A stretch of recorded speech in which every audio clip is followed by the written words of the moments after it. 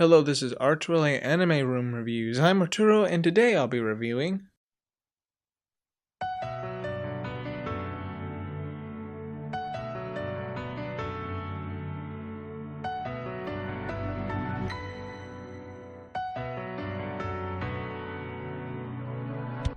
Angel Beats. Well,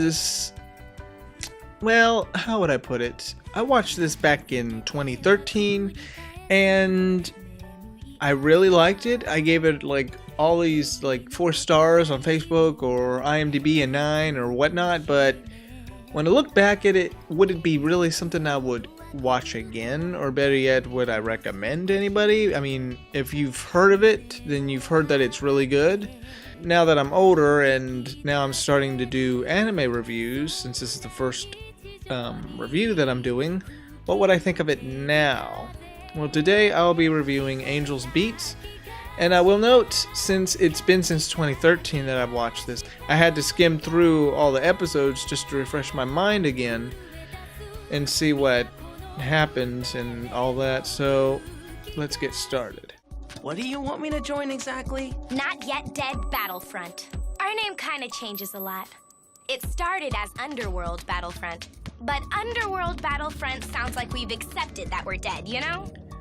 Well, the story starts us off with a guy waking up somewhere and he sees this girl with a sniper rifle, but in some sort of high school uniform.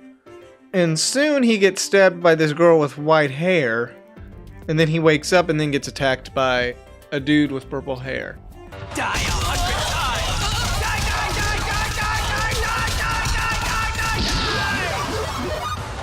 But the thing is, he doesn't die. He finds out why this weird stuff is happening is because he's in the afterlife. The story, I will admit, it had funny moments, but then it get depressing at points. Some of the characters' backstories are depressing, but you have to remember, if this is the afterlife world, they died in certain circumstances. But then some characters in the story don't really get a backstory at all. You're kind of clueless to how they died or whatnot. Only a few, especially the 2 main characters. Though, when I think about it now, the story is basically an afterlife set in a high school.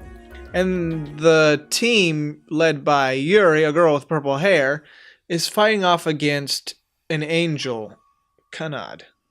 And I will say, the world that they're in is also another mystery, but I won't go into more details, otherwise I'll be spoiling it.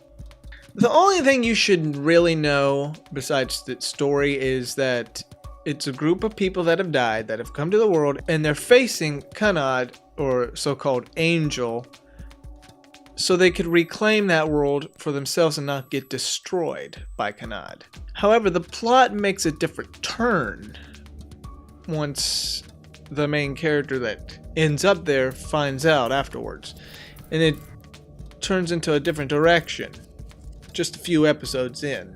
Now, like I said before, the show is pretty depressing, and by the end of the show, which is only 13 episodes long, it kind of leaves you with this feeling of I want to see all the characters now after all of that. Can we at least see a glimpse of what they're doing now?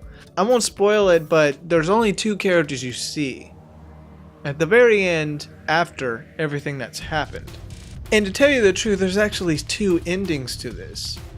There's one for a Blu-ray collection, I think, while the other one is just your satisfying ending to the show, which that's the one I watched when it was on Netflix at the time. Basically, this show just shows how life can be pretty depressing. If you had a bad life, that's kind of what it shows. And how it can be depressing and unfair. One other thing I did like about this show is that the soundtracks were really catchy. And moments of mystery and then action scenes, really catchy moments with those soundtracks. The ending soundtrack was more of an emotional type when you get to certain points of an episode, basically the ending one. But overall, I thought the soundtrack in the show was really great. As for its animation, it is really beautiful. The action scenes are really detailed. And I will note a fun fact. The same guy that worked on this worked on Kanade and these other shows, which I have not watched. I guess if you can notice his art style, then there you go. But to tell you the truth, when I watched it, I didn't really notice. It looked kind of different to me. As for its characters, they're interesting. You got TK, he's kind of like Totally Kyle. That's how I can put it. Masami is another character that's interesting, though she had less time. But I kind of always thought she was a cool character. As for the three main characters, like Yuri, she's the leader of the organization that is fighting against Angel. And she does what she does to get stuff done when it comes to operations. Her backstory is pretty tragic. But even after that tragedy, and when she comes to the afterlife, she wants to fight God. Because she thought it was unfair why God even allowed this to happen to her. Kanade, though, the so-called angel, she's kind of like your typical anime, emotionless. Though she does have a moment a few episodes in, and the last episode. Yuzuru. He's thrown into this world, and he has amnesia, so he doesn't remember anything. So he decides to join with this group just to buy time until his memory comes back. His past also has a sad point, even what happened to him. And Sheena, she kind of reminds me of Akame from Akame ga Kill. She kind of has that look, and her personality kind of seems a little bit the same as Akame, like how she would act. She has this obsession with cute stuff, though. Kind of like how Akame has an obsession with food. Though I don't think we really get a backstory for her. Yui, the cutesy type, she's crazy. Though even her past is also depressing. Most of the time she's like cheerful in the show. She does fight with another character, Hideki. And those moments are funny. Hideki, he's a kind man to the main character. He treats Yuzuru with kindness and he's a good friend. His backstory is interesting. It isn't really clear on how he died, but I think I can take a guess on how he could have died. It kind of leaves it open. Takamatsu, he kind of reminds me of Zuri from Valkyria Chronicles 2 with the glasses, except he shows his muscles, like Armstrong, and looks all sexy. And I will know most of these characters do not get a backstory. He doesn't even get a backstory. As for the rest, well, I could go on all day, but I don't want to bore you. There's just a lot of characters. Some are funny, some are serious. Most of them are really interesting. Though they never get a backstory, oh well. As for my enjoyment, I did enjoy it, but when it got to the depressing points, I'm like, wow. Not out loud, just in my head. And like I mentioned, it's been since 2013, so I had to skim through the episodes really quickly, but to get most of the details just to refresh my mind. But I did enjoy the characters' interactions with each other, which were funny or sad.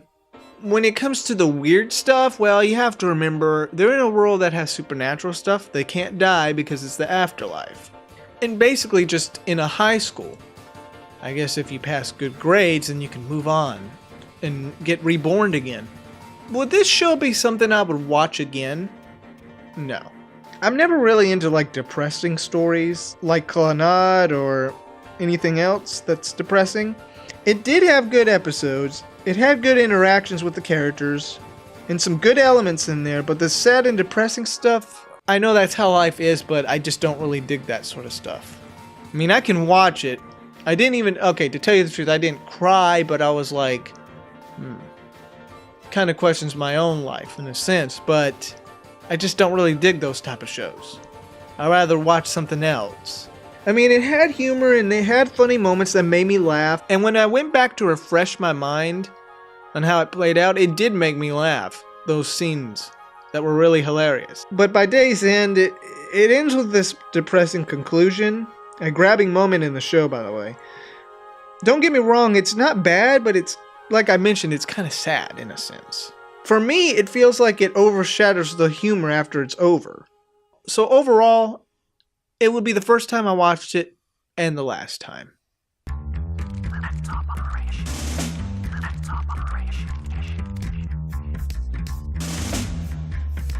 Angel Beats.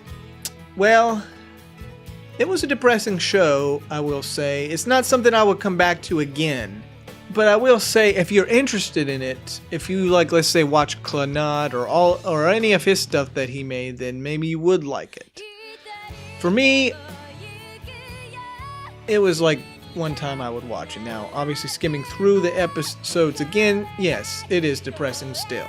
So overall, I will give it a 7 out of 10 because it does have good elements in it. It does have catchy soundtracks. It does have interesting characters. The story is good, but it's not long, and, well, there is more mystery to it.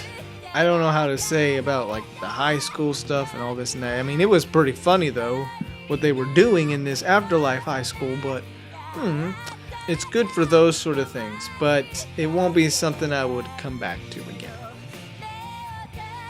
For my recommendations, obviously I will point to Kanade, this and that. Sorry, I don't remember the names right now at this moment. But if you like Angel Beats, then you might like these. I probably won't ever watch them.